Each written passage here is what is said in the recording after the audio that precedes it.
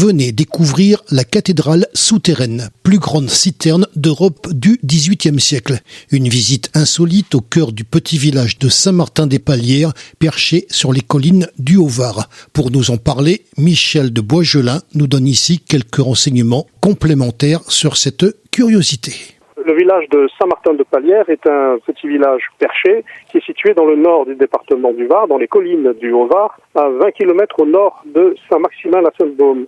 Dans ce petit village où il y a 250 habitants, il est dominé par un château et par les dépendances, les écuries de ce château, comme les châteaux provençaux qui remontent à la haute époque, et il a été construit au XIIe siècle. Il a été acheté au XVIIe siècle par un de mes ancêtres qui était parlementaire au Parlement de Provence à Aix. Ils vont complètement transformer ce château complètement inconfortable, ils vont le transformer en résidence seigneuriale en créant des aménagements intérieurs, en faisant des décors, et puis surtout, au XVIIIe siècle, on va construire un parc à la française de 7 hectares, magnifique, et puis le parc est construit et sous le parc, on va construire un jardin potager à l'italienne. Un jardin potager tout à fait classique, sauf qu'il est alimenté par de l'eau, avec des bassins, des fontaines et des jets d'eau. Et dans ce pays de sécheresse, il n'y a pas de source, il n'y a pas de rivière. Donc on va tout simplement créer, et c'est ça qui est absolument extraordinaire et unique, on va créer une citerne pour alimenter ce jardin d'eau. Cette citerne est, à l'époque, la plus grande citerne d'Europe.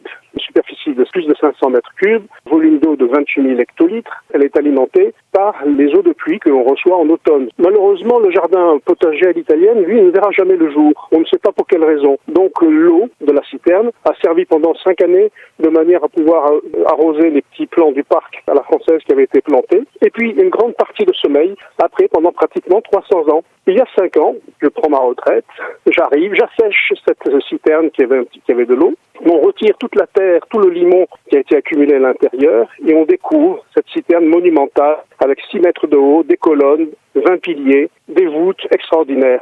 Alors on décide de ne pas le garder pour nous, on va faire une ouverture dans la citerne, on accueille des visiteurs et on s'aperçoit que les visiteurs sont vraiment très intéressés par l'histoire de ce lieu complètement atypique. En 2018, comme on aime bien ça avec mon épouse, nous organisons un concert de musique classique et on découvre que l'acoustique est absolument extraordinaire. Ça a été le point de départ d'un petit festival que nous avons créé. Tous les mercredis de juillet et août, nous faisons venir des musiciens d'excellent niveau qui arrivent ici, qui adorent ce lieu parce que d'abord c'est en Provence et je ne vais pas vous apprendre que la Provence ça fait rêver tout le monde. Le village est assez typique, authentique. Le lieu est insolite et l'acoustique est merveilleuse. Les musiciens viennent, c'est la musique classique uniquement, baroque, on fait également de la musique de voix, des ensembles varois, comme les voix animées, qui ont osé comparer l'acoustique à celle de l'habit du Touronnet. C'est pas qu'on est fiers, mais quand même, on y tient.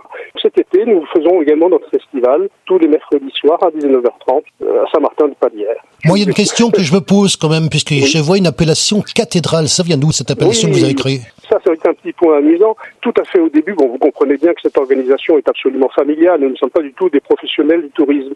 J'ai mis un petit panneau. Venez visiter la grande citerne. Alors, c'est pas très sexy. Les gens ne venaient pas, se bousculaient pas. Mais les visiteurs qui arrivaient nous disaient, mais ça ressemble à une église, ça ressemble à une basilique, ça ressemble à une cathédrale. Et avec les visiteurs, en fait, on a mis ce terme qui interpelle un petit peu plus et on vient voir ce que c'est. Actuellement, il y a donc un petit problème d'ouverture-fermeture. Comment ça se passe, le contexte actuel ? Vous rouvrez bientôt ? En fait, chaque année, nous ouvrons du 1er mai au 30 septembre. Cette année, c'est complètement différé puisque les lieux culturels étaient fermés.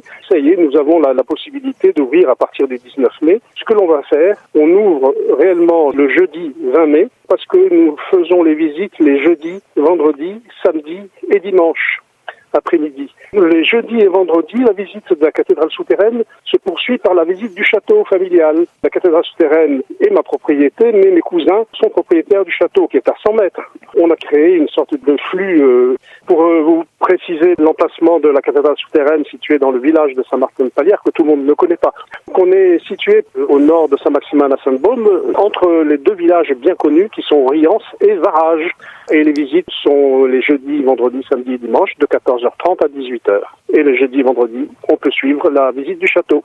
On a ouvert la première fois en 2017. Des personnes ne connaissaient l'existence de cette citerne monumentale qui est inscrite au monument historique. Et puis la première année, j'allais les chercher par le col de la cravate en leur disant venez voir, il y a quelque chose d'intéressant à voir. Donc les gens, avec beaucoup d'humour, me disaient bon le monsieur l'appelait l'air méchant, on va venir voir ce que c'est. Ils ressortaient avec la banane, en disant ce qu'ils ont vu était merveilleux. On a un petit peu amélioré notre communication. Et 2018, 2019, on a eu un nombre de visiteurs absolument incroyable, y compris les gens de la région. Et puis 2020, nous avons été covidés, mais on a fait 60% de ce qu'on faisait les années précédentes.